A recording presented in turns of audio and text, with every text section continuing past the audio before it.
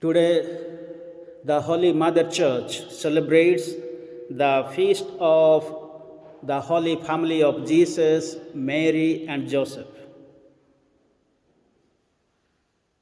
Why this family is called holy? Because God was born in this family. God became a human person. The Messiah was born in this family. God did not take his human flesh in some other families, but in a human families. So the human family is so important where God is taking his human flesh. The reason is when God created the first parents, Adam and Eve, he created them in his image and likeness. He blessed them. He blessed them with a lot of blessings. He said to them, "Be fruitful and multiply, subdue the earth, look after the earth." So God created the human family in his image and likeness to share God's divine life. So in each and every family, there is God's divine life.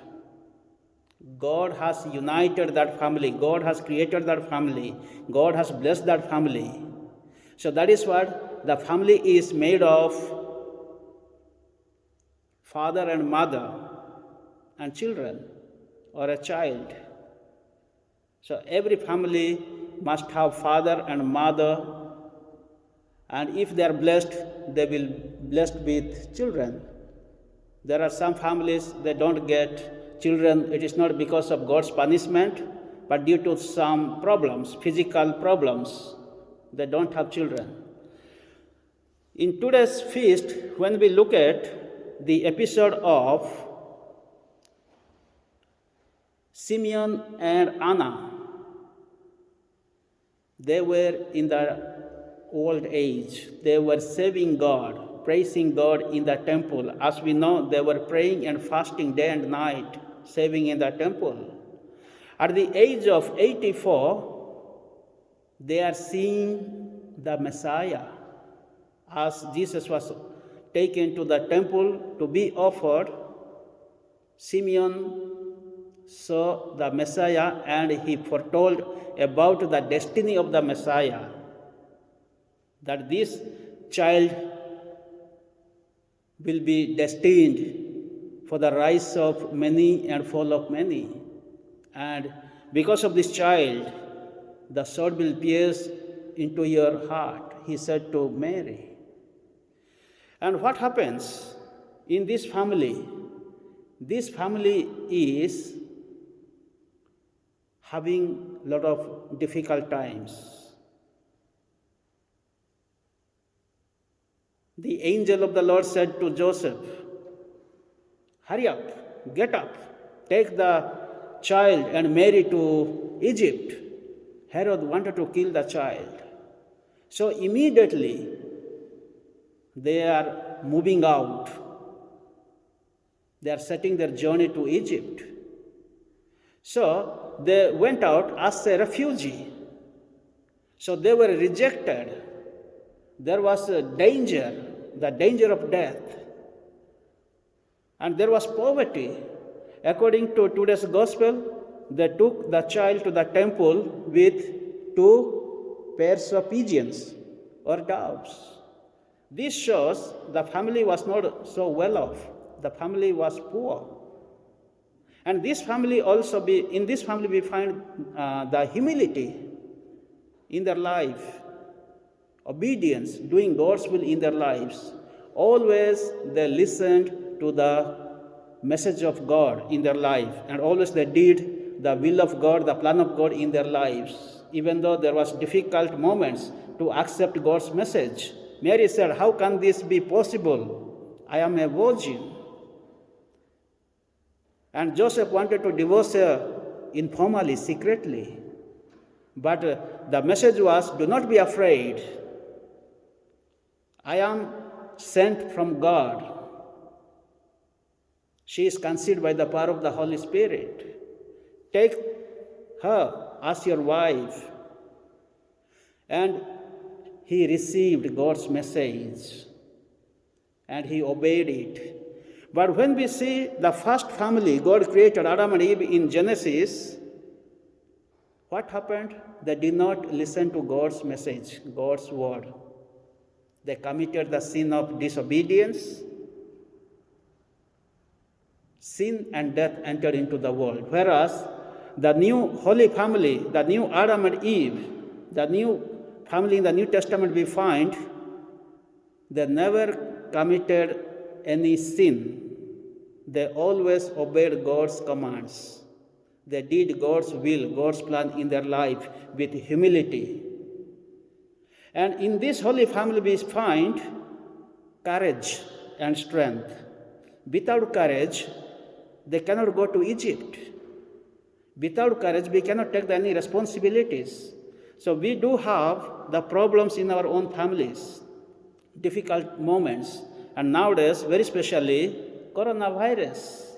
We need to have courage and strength. When there is a danger in life, danger of death in life, always there is God's presence. God was always present in this holy family, in their lives. God was present from the beginning of Genesis to till today.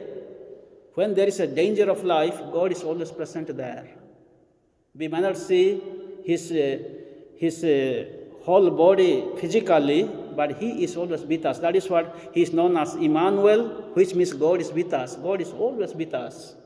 Whether there is coronavirus, whether there is a family dispute or divorce, whether there is a poverty, death, accident, old age, or sicknesses, God is always present with us. The more danger we face, the presence of God is there always. This is what we need to experience in our faith journey, in our families. With this in mind, let us listen to the pastoral letter of Bishop.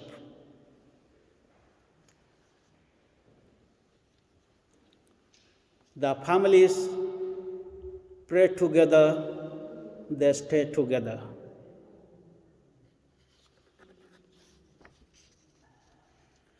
Dear brothers and sisters in Christ, as we continue to celebrate the birth of our Lord Jesus Christ, I take this opportunity to wish you a very happy and blessed Christmas. For many of us, the past year has been marked by difficulty and distress. Opportunities for Christmas family gatherings have been very restricted, and some of us have unwelcome memories of enduring a pandemic that has yet to run its course. In his Gospel, St. John reminds us of the necessity of the incarnation of Jesus Christ. God so loved the world that he sent his only Son, and that love continues in the midst of human confusion and suffering. Faithful disciples of Christ, the saints of the Church, are people who witness to the gifts of God even in unpromising times. All human beings need to meet Christ. In today's Gospel, Simeon and Anna encountered the Christ child and his family. They learned what so many have learned over the centuries. Personal knowledge of Jesus brings salvation and peace. Simeon and Anna are moved to praise God as they rejoice in the light and glory of Christ. In his recent apostolic letter about the place of Saint Joseph in the Church, Pope Francis speaks of the courage of Joseph in the face of adverse events. The Holy Family had to face concrete problems like every other family, like so many of our migrant brothers and sisters who today to risk their lives to escape misfortune and hunger. In this regard, I can consider Saint Joseph the special patron of all those forced to leave their native lands because of war, hatred, persecution, and poverty. It may be that words of encouragement and consolation are difficult to hear this Christmas. During the pandemic, we have become acutely aware of the fragility of human life.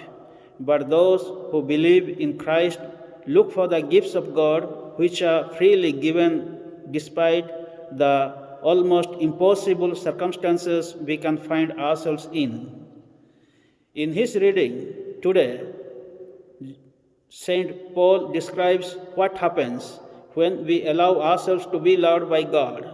Followers of Christ live out compassion, kindness, humility, gentleness, and patience. Christ's love clothes us with rich gifts. Joy and gratitude find their home. Within us, Joseph, a preeminent follower of Christ, became a true father to his foster son through these virtues. As we move forward, we can thank God for medical workers and many others who care for us when we are all ill and whose work has produced vaccines that hold out so much hope. We can be grateful for these gifts of God, but Pope Francis encourages us above all to ask for the grace of graces, our own conversion during the coming new year. The Holy Father ends his letter with a short but powerful prayer. Blessed Joseph, to us too, show yourself a father and guide us in the path of life. Obtain for us grace, mercy, and courage, and defend us from every evil. Amen. With continued prayers, yours in Christ, Mary and Joseph, Alan Williams, the Bishop of Brentwood Diocese. Now let us stand and profess our faith, reciting the Apostles' Creed. I believe in God, the Father Almighty,